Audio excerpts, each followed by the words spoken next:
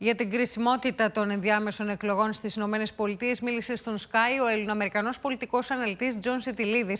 Τύχον απώλεια της πλειοψηφίας στη Γερουσία από τους Δημοκρατικούς μπορεί να σημαίνει και απομάκρυνση του Bob Menendez από την Προεδρία της Επιτροπής Εξωτερικών Σχέσεων, κάτι που προφανώς δεν ευνοεί την Ελλάδα. For much of U.S. history, party in power almost always loses the power on congressional seats in the midterms. Are we going to see history repeating itself? Right now, there's probably a 90% chance of the House of Representatives becoming Republican in January. But what's more astonishing is probably a 70% chance that the Senate will go Republican, which was not predicted as recently as a month to a month and a half ago. We've known for the better part of the last year to year and a half that the House would likely flip. But there's been a massive red wave, as we say in the United States, in the last several weeks of October.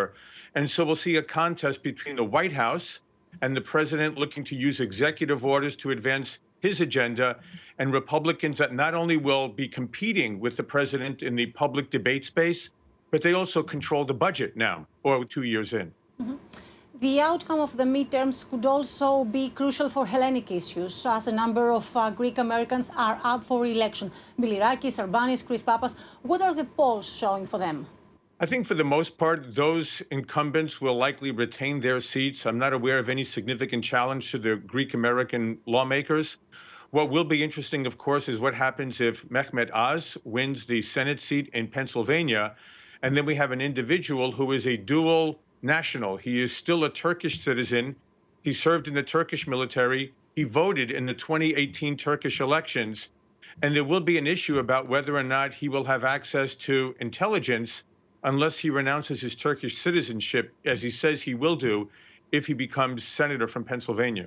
So I think Athens would be very wise to watch and hear what Dr. Oz does and says if he's elected to the Senate. Senator Menendez exerts a powerful influence over U.S. foreign policy.